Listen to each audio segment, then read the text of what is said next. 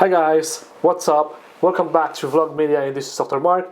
And today we're not going to talk about anything about business, but we're going to talk about something medical today. So tune in and let's begin. See ya.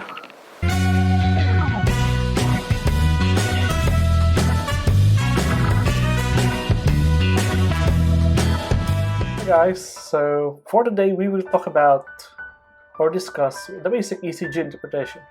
My name is Dr. Mark and let's start.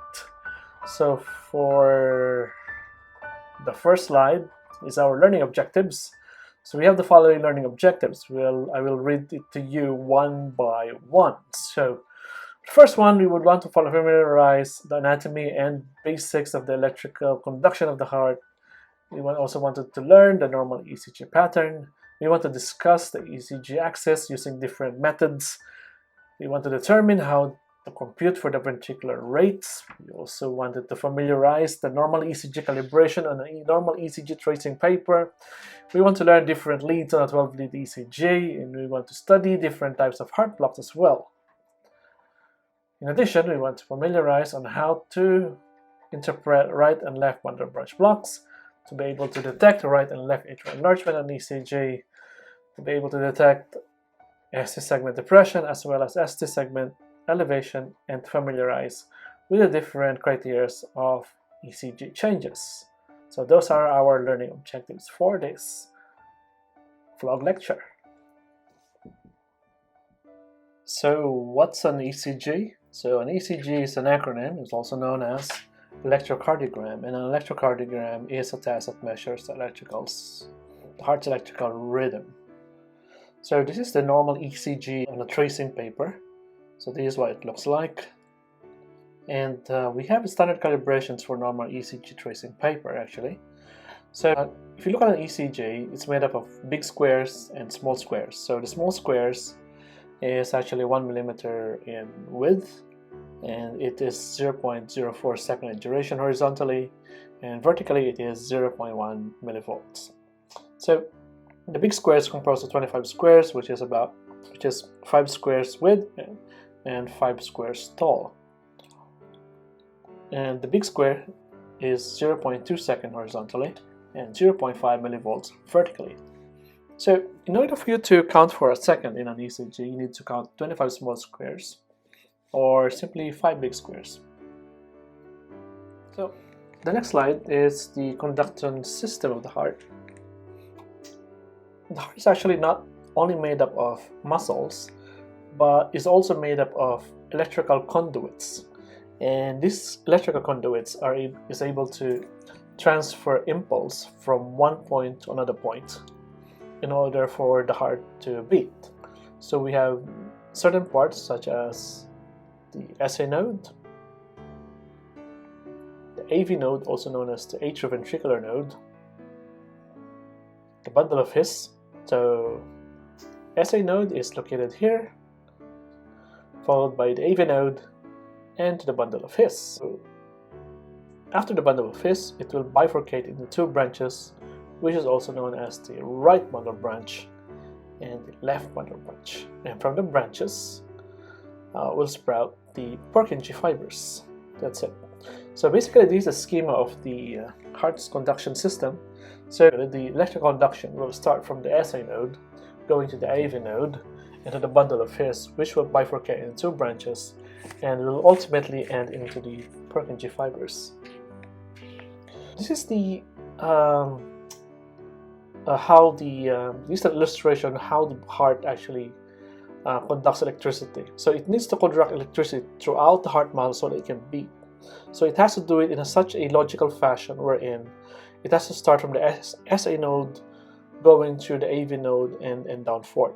So in this illustration, I would like to illustrate to you how the waves are being formed in a single cardiac cycle.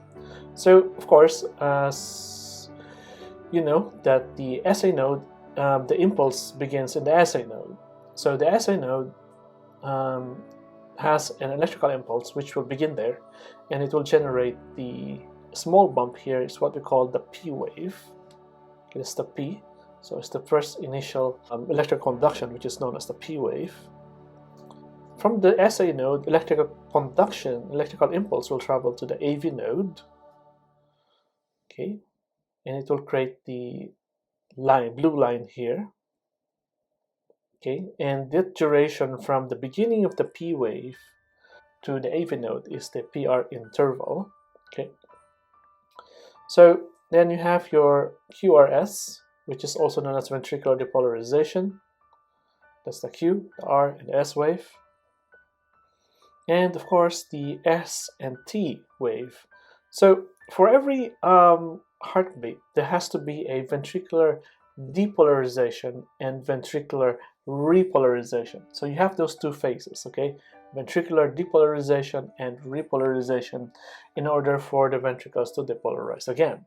So the ST segment is basically the ventricular repolarization, okay? What you should know is that the ST segment here, okay, is actually at the level of the line here, which is in the PR interval. So this is the PR segment here. We call this the isoelectric point. It should be at the same level. The ST segment should be at the same level as the PR interval. Okay, this is the T wave. In such abnormalities wherein the ST segment is elevated, so as you can see, it's elevated with respect to the PR segment here. So this is ST segment elevation, which is usually characterized or characteristic of myocardial infarction. Okay, while the ST segment depression might signify myocardial ischemia, or inversion of the T wave may also signify myocardial ischemia. Right. Okay, so alright, so let's talk about the P wave. P wave is the conduction coming from the SA node.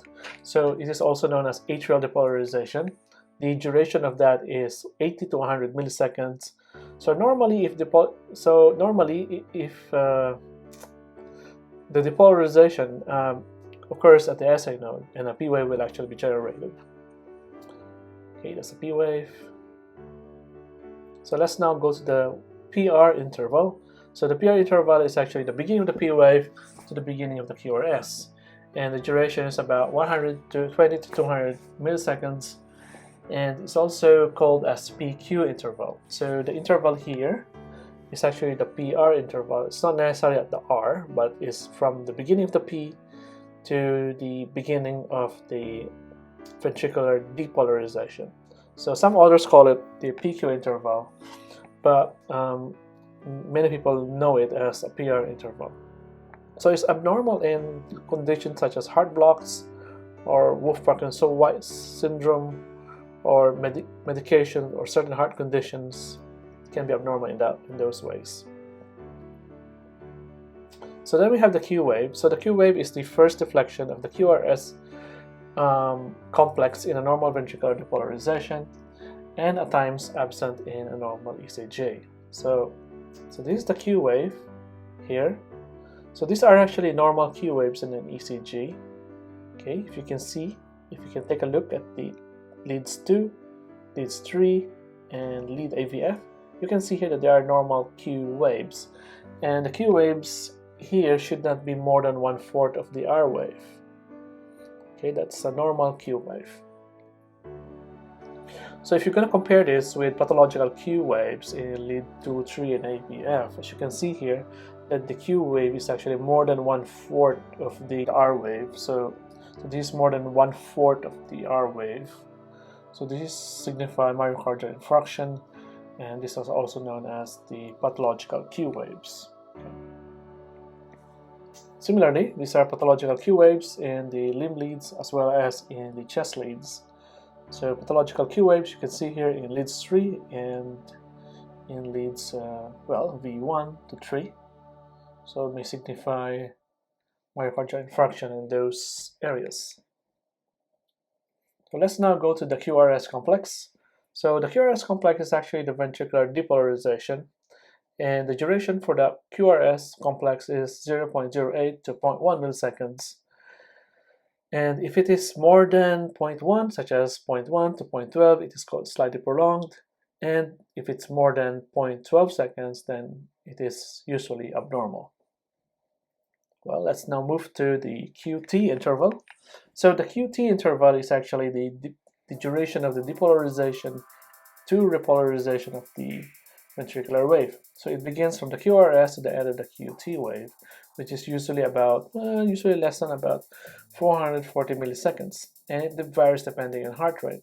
So we usually have a formula to compute for the variation in the heart rate, and we use what we call the Bazett's formula, which I will show you in the next slide. So this is the Bazett's formula for computing the QT interval. So the QTC is the QT interval in milliseconds divided by the RR interval.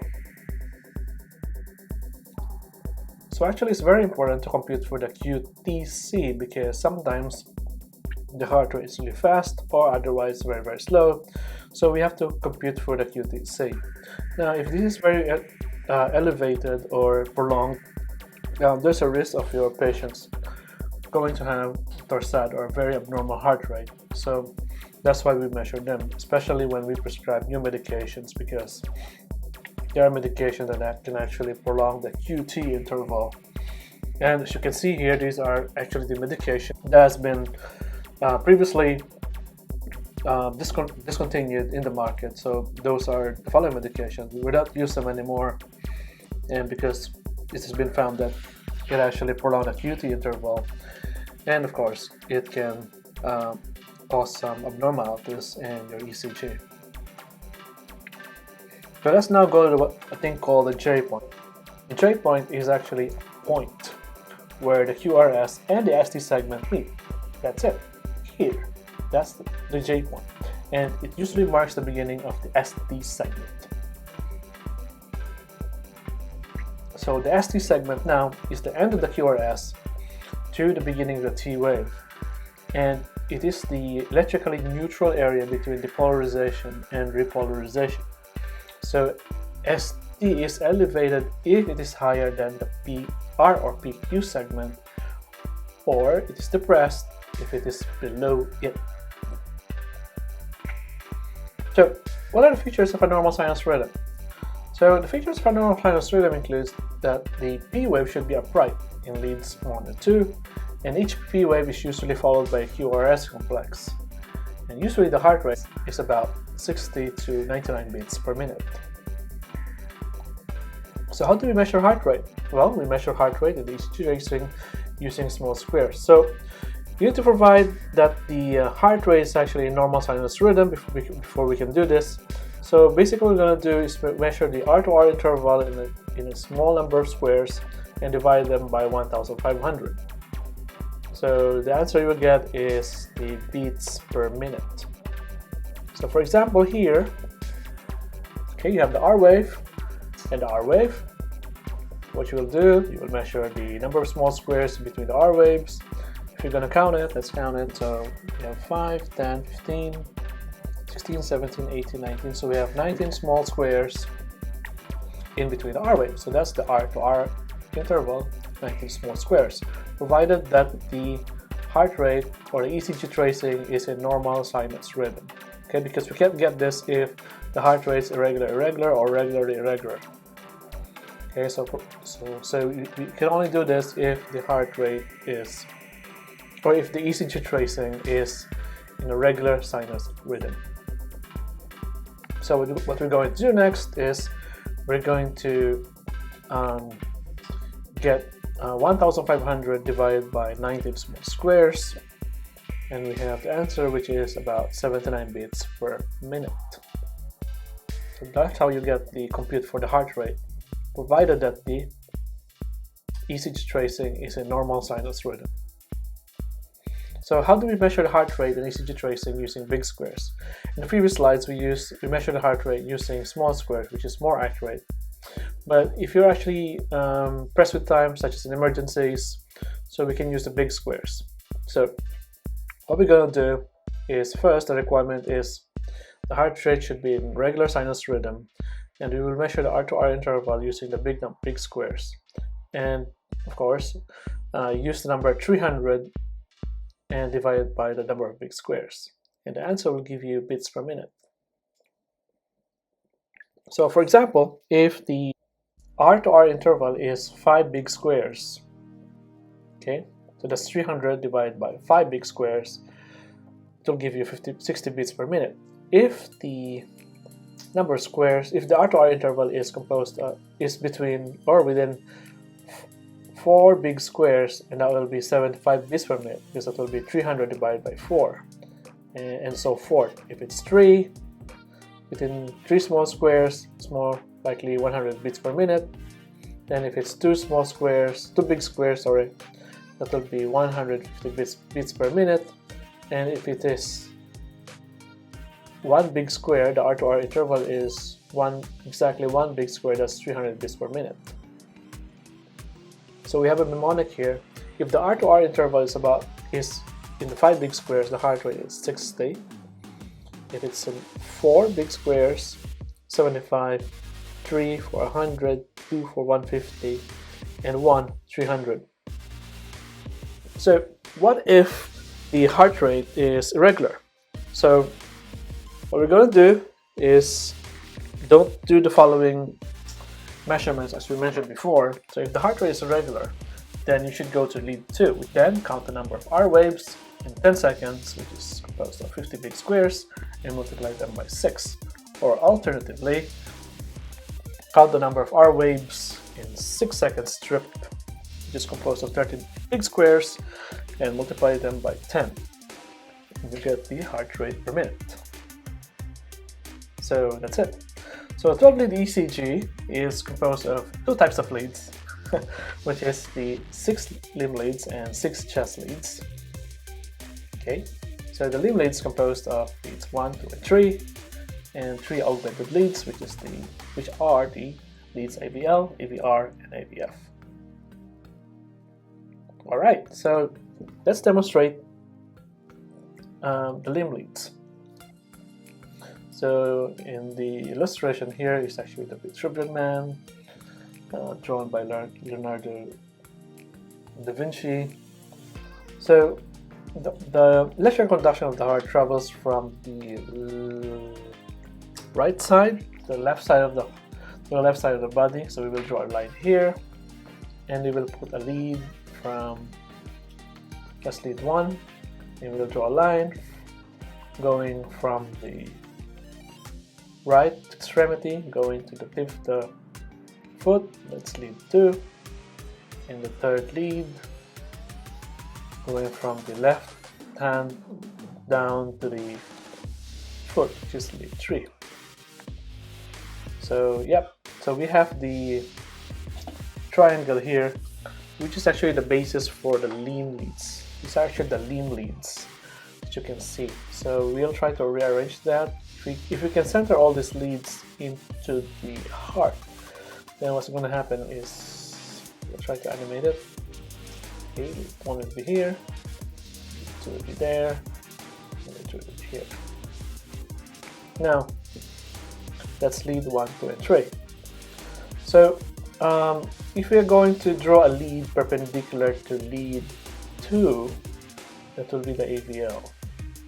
And if you're going to draw a line perpendicular to lead 3, that will be your lead AVR.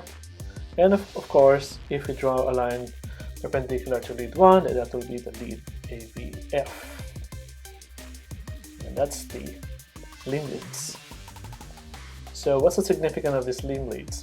Well, easy. That's why I draw it this way, because I'll show it you in the next animation.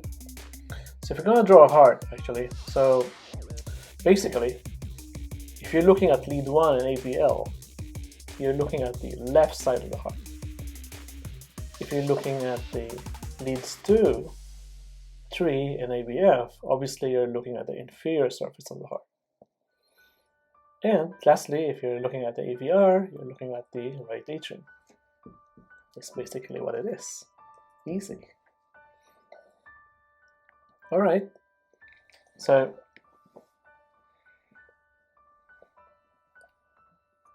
okay, so to reiterate, leads 2, 3 in AVF looks at the inferior side of the heart, and lead 1 in AVL looks at the lateral side of the heart, while lead AVR looks at the right atrium.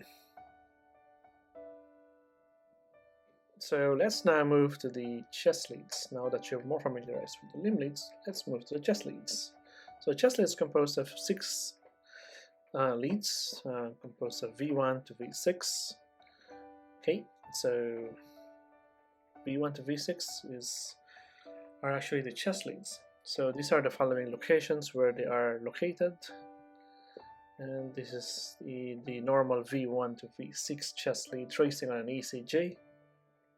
So if you are trying to interpret V1 to V2, those are the anteroseptal portions of the heart, while V3 to V4 is the septal portion, and lastly the V5 to V6 is the anterolateral part of the heart.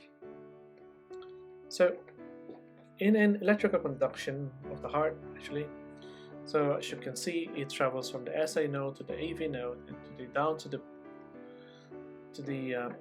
bundle of his and to the bundle branches. So the normal vector of the heart is actually about 60 degrees as it travels from the SA node to this area here. So if you're gonna sum all the electrical forces and give it one direction, it will be around this 60 degrees. So that's what you call the vector, okay? And that's what we call the axis. So the axis, normal axis for the normal heart is 60 degrees, okay? And with the 0 degree in horizontal plane. So, okay, so if you're going to talk about axis, so if this is 0, okay, and the normal axis is 60 degrees, okay. However, the normal axis also has a range. It has a range of negative 30 degrees to about 90 degrees, and that's the normal axis, okay. And going from negative 30 to negative 90 degrees, okay, if the vector is in that direction going here, and you can say that the axis is on the left axis deviation. However, if the axis is between 90 to 180 degrees, you can say that the axis is deviated to the right, okay, or right axis deviation. And lastly, if it's between negative 90 to 180, we call it the extreme axis or the northwest axis. Alright, so let's determine the axis. So how do we determine the axis? So just get to know 2 leads, okay? Lead 1 and lead AVF. That's all you need to know. Lead 1 and lead AVF. Okay, 1 and AVF. Because remember, this is just a basic ECG interpretation. It's not advanced, okay? So just try to remember lead 1 and lead AVF, and you're good to go. So there's what we call the easy method, okay? We've got those 2 leads, lead 1 and lead AVF, okay? Look at the R waves. You can see that the R waves pointing upwards, right? Lead 1 and lead AVF. Sometimes they point downward, sometimes they either point up or down, or sometimes they're not pointing in any way. So for number 2, look at the R wave for the QRS deflection. So these are the R waves. So what we're gonna do, which is the easy method, okay? So when your lead 1 is the left hand and the AVF is on your right hand, and now we will determine the axis, okay? So if the QRS deflection in lead 1 is upwards, it's up, and AVF is up, then you can say that the axis is normal, 2 thumbs up. However, if the if the R wave in lead 1 is upward and the AVF is downward, you can say that it's left axis deviation, or deviate to the left axis, okay? But not always, okay, because you have to make up for the 30 degrees here, so it's not always, but usually it is, but not always. So if the R wave in the lead 1 is going downwards and the AVF is going up, then you call this a right axis deviation. However, if both of them are going downward, you can say this is an extreme axis. Or if it's an extreme axis, you better double check the limb leads. Sometimes they interpose the limb leads to one another, they got interposed to one another, and sometimes it happens. So if you put them back, then it might go into normal axis. So we can also determine the axis using the voltage method. Again, you have to know two leads. Just remember two leads, lead 1 and lead AVF. Okay, so what you need to do is look at what lead 1 and AVF and get the sum of the voltages from the QRS deflections and plot them in the image here. That's why I placed the image here. And measure the corresponding angle to determine the axis. So it sounds difficult, but it's actually not. It's supposed to be very easy. So for example, we have lead 1 here, right? Okay, so lead 1. So get the sum of the voltages. So if it's upward, it's a 5 small squares upwards.